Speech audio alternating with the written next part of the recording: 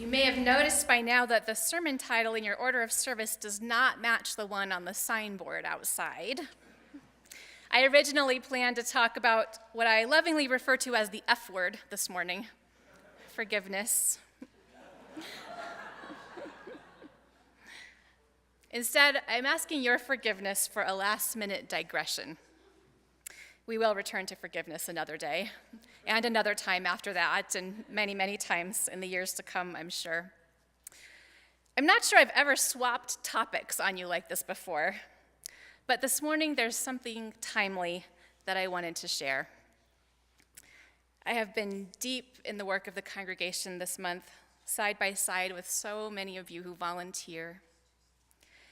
I'm filled with gratitude for all that we are as a church, for all that you are, and I wanted to tell you about that. And I especially want to talk to you about what's happening this afternoon. Since that's coming up in just a few hours, I'll start there. This afternoon, we'll hold our annual meeting, and everybody is welcome. That's where members of the church will elect our new board of directors and the endowment and financial review and leadership succession committees.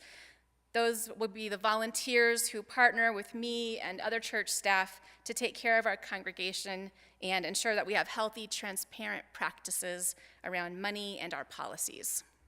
Important and good. Today we'll also vote on the social hall renovation. We've raised $1.3 million to turn our leaky, echoey social hall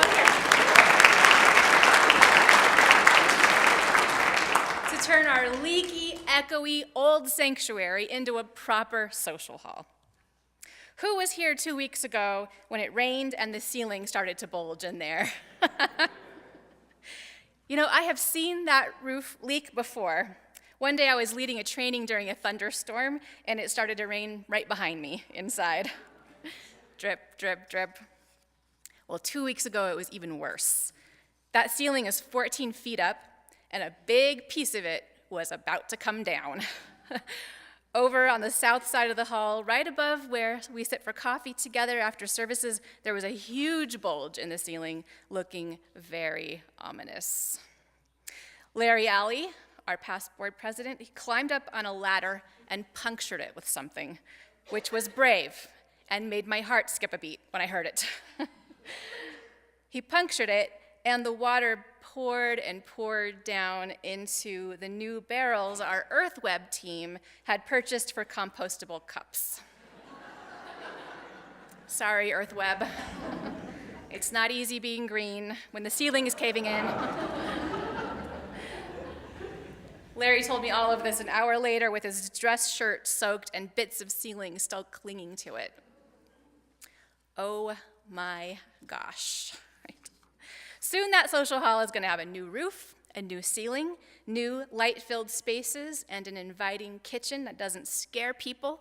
We've raised $1.3 million to restore that iconic building's dignity and to care for what the UUs who came before us left for us and built for us, and to bring us together and to make space for all that we do. We'll make it a place that we want to be in and that we want to share with the rest of the community. We are going to need some more pledges and gifts to complete the whole thing, but we've got enough to vote on proceeding with that project. This afternoon, we'll also vote on change for the future.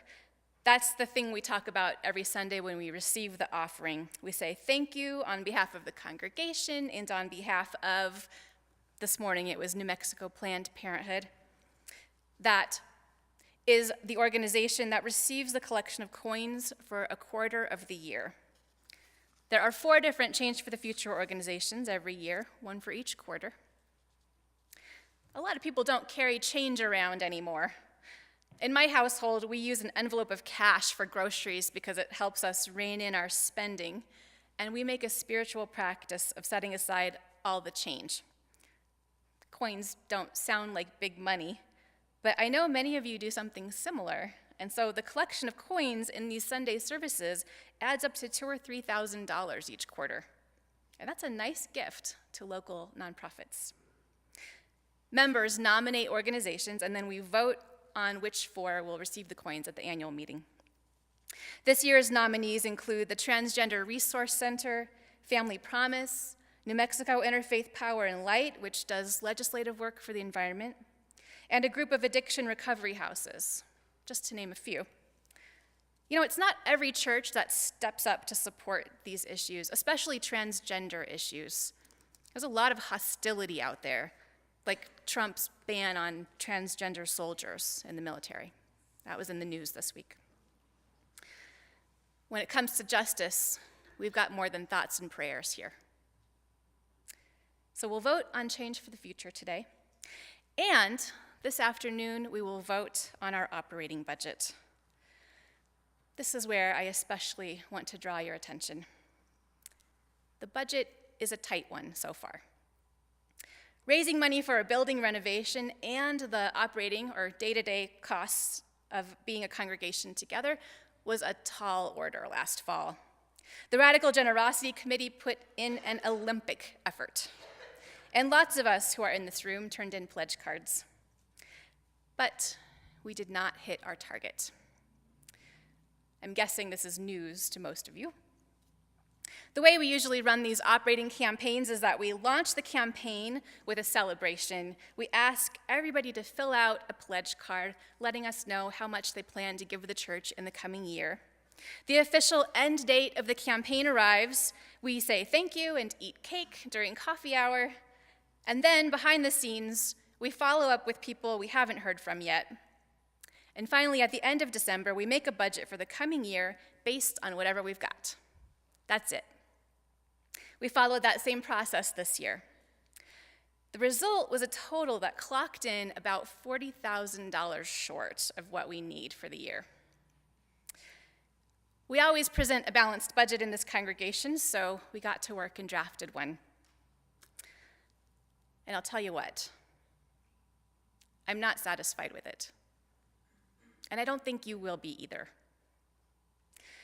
For one thing, it does not include money for UU Kids Camp, which is a program that develops leadership in our congregation's kids, and it bonds them to each other and to our faith like nothing else we do. The pared down budget is low on funds for campus care, which is how we prevent things like future roof leaks. It has reduced contributions to the denomination, the UUA, just at a time when we are depending on them to help us find a new associate minister. Since 2019 has already started and we were headed for a pared down budget, the staff has not received a cost of living increase. In the reduced budget, cost of living is delayed for the first quarter, as are all other investments in the staff that run programs and do justice work and interfaith work, like when Susan led that big interfaith choir on the Interfaith Thanksgiving service, and all the staff that work in the background to keep this place running.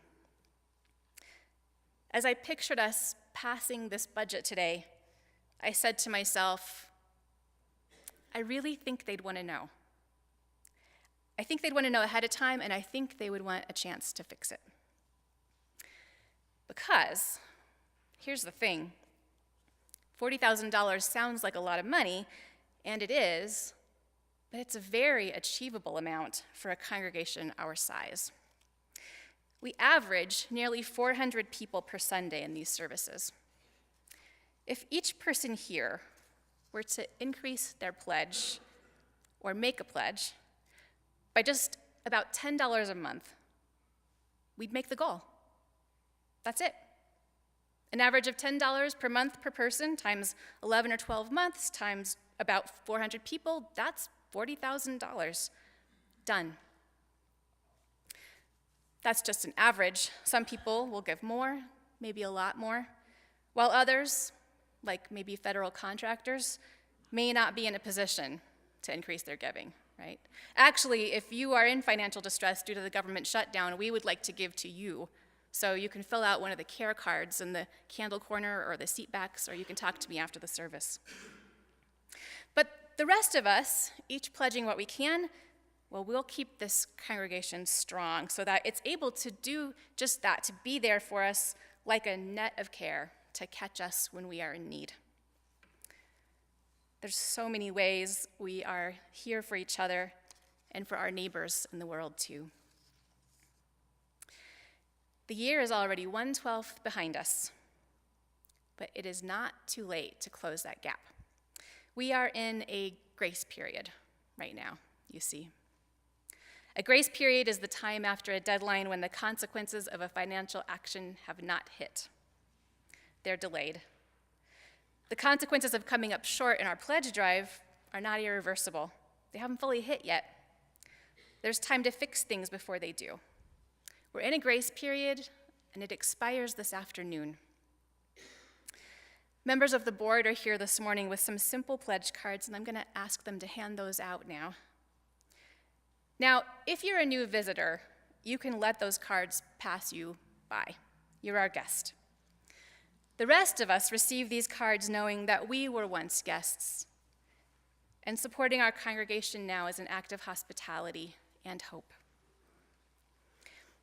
If you're watching this service on Facebook live stream or on video, you can participate too. You can send a message to the church on Facebook, send an email, or call the church office and leave a message with your name and number and how much you'll increase your pledge for 2019. If you have not made a pledge before, you can still fill out these increase cards. It'll just increase from 0, which is a tremendous gift to your congregation. It's not necessary to turn in any money today. You can, but it's not necessary. The important thing is to fill out the card or send a message with an amount you can give by the end of the year. That's what a pledge is. It's the amount that you plan to give. And that's what we build our budget on. By the end of the morning, we're going to add up all these additional pledges, and we're going to put them right into the budget for today's vote. So I'm going to give the board a minute to finish passing out the cards, and then I'm going to tell you a couple of stories.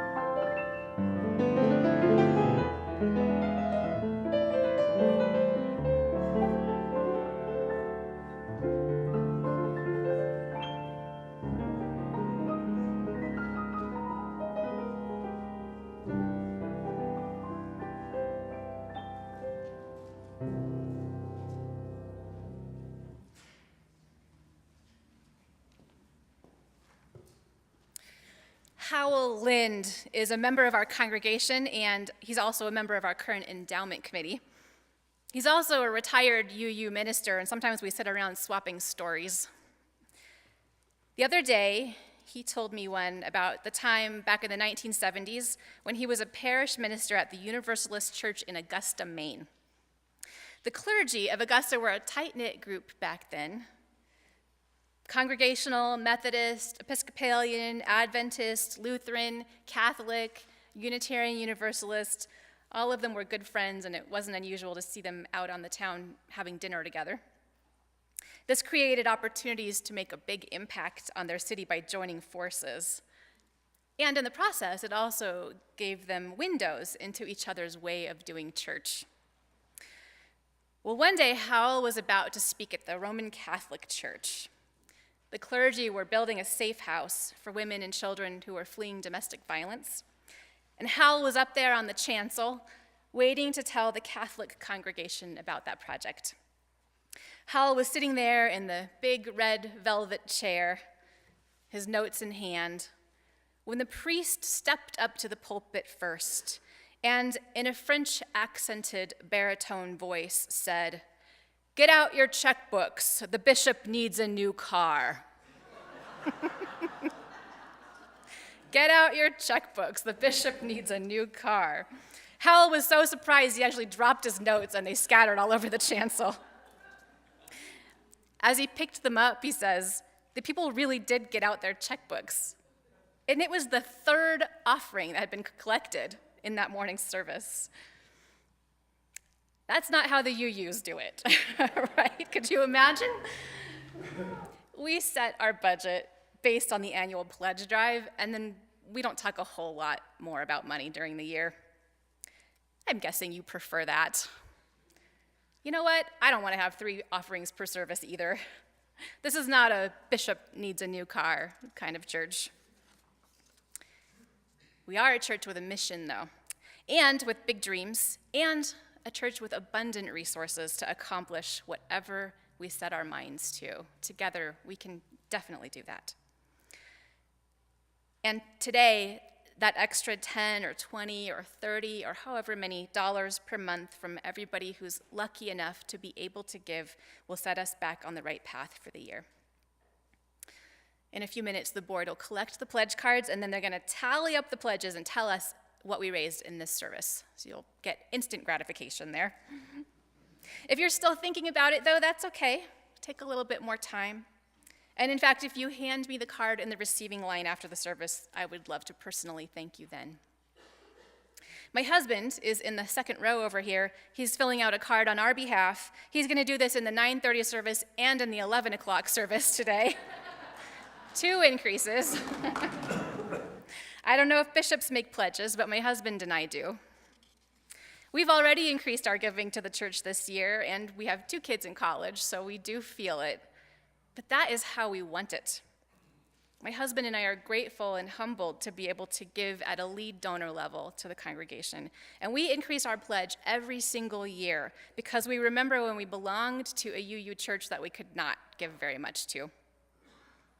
We remember how that place was there for us and for our kids and what it meant to us. So we're really happy to pay it forward and provide that hospitality and invest in something that's really real and beautiful and meaningful in these times that we're living in right now. Earlier, I mentioned being immersed in the work of the congregation this month, side by side with volunteers. It has been an unusually busy time lately. There have been a lot of nights when I don't get home until after 9 p.m. A lot of that is due to our search for a new associate minister. The search committee and I have been doing a lot of interviews, and meanwhile, the other work of the church is also happening. There was the day I visited a member who's on hospice to do a blessing ritual for her. I knew a volunteer from our pastoral care team had also been visiting regularly, and the member shared how supported and cared for she felt by her church, and how that filled her with gratitude. The next week, our pastoral care choir, the Soul Singers, also visited her, and they filled the hospital room and the hallway outside with their healing music. There was the Women's March. Our Standing on the Side of Love banner was there, as was Stephanie Garcia Richard. She is New Mexico's first female state land commissioner, and she's a fellow UU. One of our state senators is a UU, too, as is the mayor of Corrales, who I'm winking at right now. All are women. I wouldn't be surprised if a few of our UU kids campers go on to run for elected office. We're developing them as leaders. This afternoon at the annual meeting, the nominee for president of the congregation is a young adult woman who grew up in this church, and she's also the camp queen for UU Kids Camp, Megan McHenry Shattuck. All of these UU women are such good role models for all of our kids. On another day, I sat down with members of our Immigrant Justice Task Force, and we strategized about taking bigger, bolder stands for immigration justice, as well as increasing the impact of our on-the-ground work. Volunteers from our church serve around the clock at First Congregational and at the Friends Meeting House, where 2 people facing unjust deportation orders are in sanctuary. Members or participants in our congregation provide court accompaniment for immigrants so that ICE is less likely to surprise deport them when they show up for a court date. UUs visit detainees at Cibola Detention Center, and they travel to the border to provide supplies and help on the front lines. In the last couple of months, there were memorial services and a baby dedication and more end-of-life visits. There is a wedding in the works for a young couple and a vow renewal ceremony for a couple of grandparents who still have a twinkle in their eyes. From international borders to intimate human connections, from birth to death and everything that is in between, our congregation is there for all of that. No matter what happens in the White House or on the Supreme Court or anywhere else, this congregation loves and serves. That's what we do. That's who we are. And I'm really glad you're part of it, and I thank you for being part of it. I'm going to invite the board members to go ahead and collect our pledge cards now.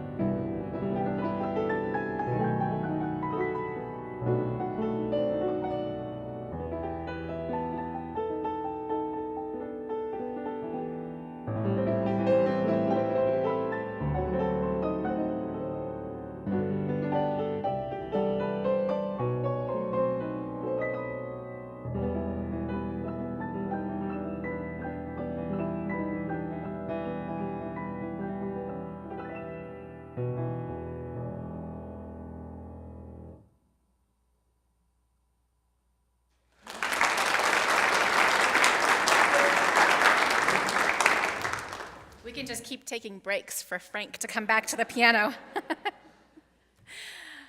All right, the board is going to tally those up as fast as they can. In the meantime, if I had stuck to my original topic of forgiveness this morning, I would have told you a story. It's from the book My Grandfather's Blessings by Rachel Naomi Remen. It's the story of a rabbi addressing his congregation during their worship service. As the rabbi begins his address, he picks up his baby daughter from his wife's arms. They're just sitting right nearby. And when the rabbi tries to talk, this pudgy little hand reaches up and grabs his nose. Right? Then his daughter starts chewing on his tie. Then she grabs him around the neck. His sermon has been interrupted. But instead of giving her back to her mother, Remen writes, the rabbi looks at the congregation and he says, think about it. Is there anything she could do that you would not forgive her for? People begin to nod, of course, and then the baby yanks his glasses off of his face, and they burst into laughter. Retrieving his eyeglasses and setting them on his nose, Remen says, the rabbi laughed as well. Still smiling, he waited for silence. When it came, he asked, and when does that stop? When does it get hard to forgive? At 3? At 7? At 14? At 35? How old does someone have to be before you forget that everyone is a child of God? Everyone is a child of God. Or to put it another way, everybody is already holy, born all right the first time. Yeah. That's really the point of what we are and what we do here. Leaning and living into that and helping to reshape our world around that truth. Let's do some singing together.